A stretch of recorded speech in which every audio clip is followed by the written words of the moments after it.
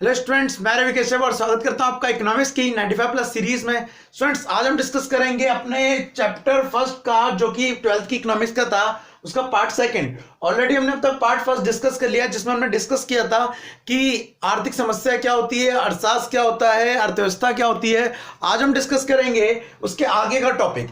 तो उसमें सबसे पहला टॉपिक आता है कि यहां पर अब हमें समझना पड़ेगा किस चीज की, अर्थशास्त्र की शाखाएं। अर्थशास्त्र की शाखाएं, देखिए शाखाएं का मतलब कितनी ब्रांचेस में हम उसको पढ़ेंगे। तो उसको समझने के लिए आपको मैं बता दूं कि इकोनॉमिक्स जो अब हम पढ़ेंगे, हिंदी में बताऊं तो आपको दो, एक व्यष्टि स्तर पर पढ़ेंगे, व्यष्टि मतलब छोटे स्तर पर, और एक पढ़ेंगे बड़े स्तर पर, जिसे बोलेंगे मैक्रो, इंग्लिश हिंदी में बोलेंगे समष्टि। तो दो अर्थशास्त्र हो गए आपका, एक तो व्यष्टि अर्थशास्त्र और एक हो गया समष्टि अर्थशास्त्र। चलिए पहले इसका मीनिंग समझ लेते हैं कि होता क्या है व्यष्टि अर्थशास्त्र और होता क्या है समष्टि अर्थशास्त्र। देखिए समझिए, एग्जाम्पल लीजिए कि आपकी फैमिली में 5 लोग हैं और मैं किसी चीज के लिए सर्वे करने आ रहा हूं। तो पूछता हूं कि हाँ भाई, मान लीजिए आपका नाम राम है, तो राम कब स्कूल जाता है, राम कब स्कूल से आता है, राम ये काम कब करता है। तो मैं क्या करूं, पूरे 5 लोगों में से एक के बारे में क्या कर रहा हूं, जानकारी ले रहा हूं। तो ये कहलाएगा एक तरह से व्यष्टि अर्थशास्त्र। मतलब आपने पूरे का अध्ययन ना करके कुछ छोटे हिस्से का अध्ययन किया। बेसिक सी बात बता रहा हूं आपको मैं, छोटे का अध्ययन किया तो वो कहलाएगा आपका क्या, व्यष्टि अर्थशास्त्र। लेकिन अगर आप छोटे का अध्ययन ना करके पूरी अर्थव्यवस्था का अध्ययन करें तो वो क्या कहलाएगा, समष्टि अर्थशास्त्र। दोबारा एग्जांपल लेते हैं, आप मुझे बताइएगा कि व्यष्टि है या समष्टि है।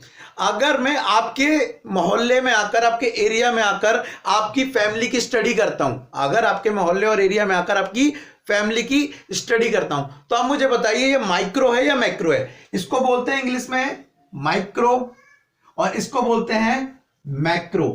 ठीक है, क्योंकि पूरे मोहल्ले में बहुत सारे लोग हैं और आपका परिवार एक छोटा सा हिस्सा है, तो ये भी क्या कहलाएगा, एक व्यष्टि अर्थशास्त्र। और अगर पूरे मोहल्ले की करें तो क्या हो जाएगा, समष्टि। एक और एग्जांपल, अगर हम अर्थ पर इंडिया की स्टडी करें तो ये माइक्रो है या मैक्रो है। Yes, this is micro means व्यष्टि अर्थशास्त्र। तो व्यष्टि अर्थशास्त्र में क्या होता है, हम व्यक्तिगत मतलब एक व्यक्ति के विशेष को व्यक्तिगत आर्थिक मतलब कौन सी वाली, पैसे वाली इकाइयों का अध्ययन करते हैं। और यहां पर संपूर्ण अर्थव्यवस्था का अध्ययन किया जाता है, संपूर्ण अर्थव्यवस्था का अध्ययन किया जाता है। एग्जाम्पल से आप समझ गए होंगे। तो यहां पर एग्जाम्पल अगर आपको देना पड़े कि एग्जाम में क्या लिखना है, तो आप लिख दीजिएगा मांग। और अगर आपको यहां एग्जाम्पल देना पड़े तो यहां पे लिख दीजिएगा समग्र मांग। समग्र का मतलब होता है टोटल, समग्र का मतलब क्या है, यहां पर टोटल। तो समग्र मांग का मतलब आप कह सकते हैं यहां पे कुल मांग भी है।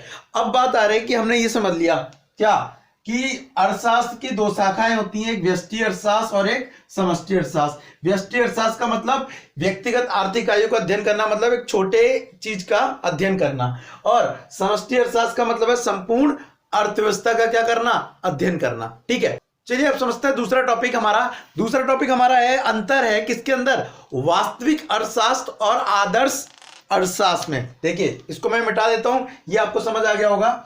अब हम अर्थशास्त्र को यहां पर 2 भागों में बांट रहे हैं। एक अर्थशास्त्र क्या होता है, वास्तविक अर्थशास्त्र होता है। एक होता है क्या, वास्तविक अर्थशास्त्र, और एक होता है आदर्श। अब इसका मीनिंग आपको बड़े सिंपल तरीके से बता दूंगा मैं आपको, वास्तविक अर्थशास्त्र और आदर्श अर्थशास्त्र।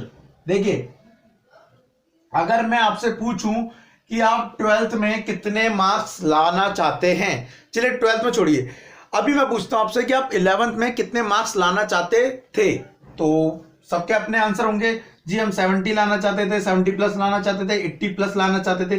तो देखिए आप जितना लाना चाहते हैं बेसिकली, अभी ऐसी रू ये मैंने 11th के लिए हो गया। ठीक है, अगर हम 12th की बात करें तो अगर मैं अभी 12th के लिए आपसे पूछूं कि आप कितने मार्क्स लाना चाहते हैं, जी हमें 90 लाने, हमें 80 लाने, हमें 70 लाने, तो ये क्या है, आप सोच रहे हैं, अंदाजा लगा रहे हैं कि ऐसा होना चाहिए। इसे बोलेंगे आदर्श अर्थशास्त्र, जो मान के चलते ऐसा होना चाहिए। और मार्क्स जो आएंगे आपके वो क्या होंगे, वास्तविक अर्थशास्त्र। बचपन में बुक में स्टोरी होती थी कि एक आदर्श स्टूडेंट कैसा होना चाहिए भाई, सुबह उठना चाहिए, नहाना चाहिए, पेरेंट्स के पैर छूने चाहिए, उसके बाद ये काम करना चाहिए, फिर स्कूल जाना चाहिए, स्कूल से आके अपना काम खत्म करना चाहिए, होमवर्क करना चाहिए। मतलब ये एक आदर्श स्टूडेंट की हाल थे, मतलब फीचर्स थी। करते क्या थे हम, वास्तविक, उसे क्या बोलेंगे, वास्तविक अर्थशास्त्र। तो ऐसी इसमें डेफिनेशन हो गई।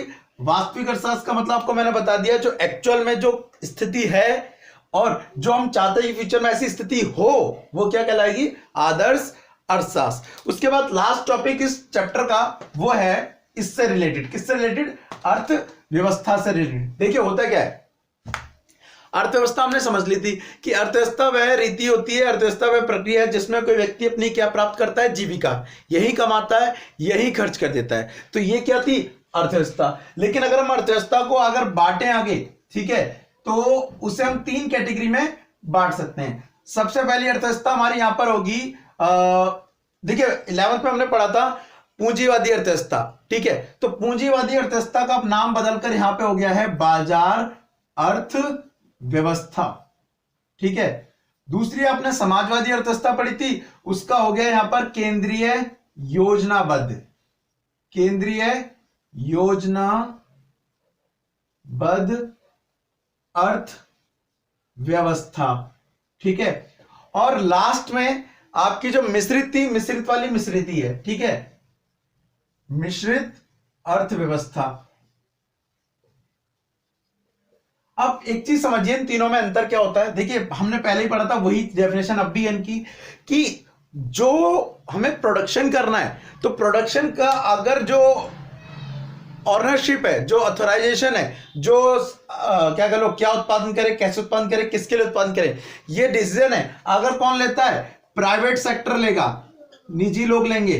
प्राइवेट सेक्टर लेगा मतलब निजी हाथों में होगा, तो वो क्या होगा, आपका बाजार अर्थव्यवस्था। लेकिन अगर यही क्या करना है, कैसे करना है, किसके लिए करना है, ये अगर क्या होगा, सरकार के पास होगा निर्णय करना, तो ये कौन सी कहलाएगी, केंद्रीय योजनाबद्ध। और अगर सरकार प्लस निजी दोनों मिलकर काम करेंगे तो वो कहलाती है मिश्रित अर्थव्यवस्था। लेकिन यहां पर जो निजी है वो किसके अंडर रहकर काम करता है, सरकार के अंडर रहकर काम करता है। तो बेसिकली आपने 11th में पढ़ा था कि ये पूंजीवादी होती है, समाजवादी होती है, मिश्रित होती है, इनके नाम बदल गए, वो अर्थव्यवस्था ये वही है।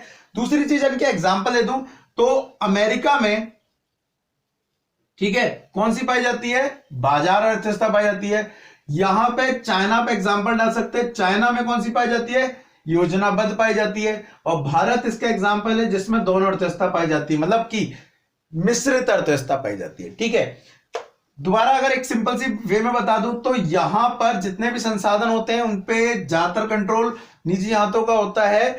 यहां पर एक तरह से कह लीजिए लाभ के लिए काम किया जाता है, यहां पर मेनली समाज को ध्यान में रखकर काम किया जाता है, और यहां पर लाभ प्लस समाज दोनों को ध्यान में रखकर काम किया जाता है। तो स्टूडेंट्स ये थे बेसिक सी इंफॉर्मेशन रिवीजन आपका किस चीज का, चैप्टर फर्स्ट का। इससे रिलेटेड आपको की नोट्स नीचे डिस्क्रिप्शन मिल जाएंगे, और आपको अगर मेरा क्या ई सपोर्ट इसमें चाहिए तो आप उसके लिए भी नीचे वेबसाइट पर जाके मेरे से कांटेक्ट कर सकते हैं। तो आज के लिए thank you, tata, bye bye.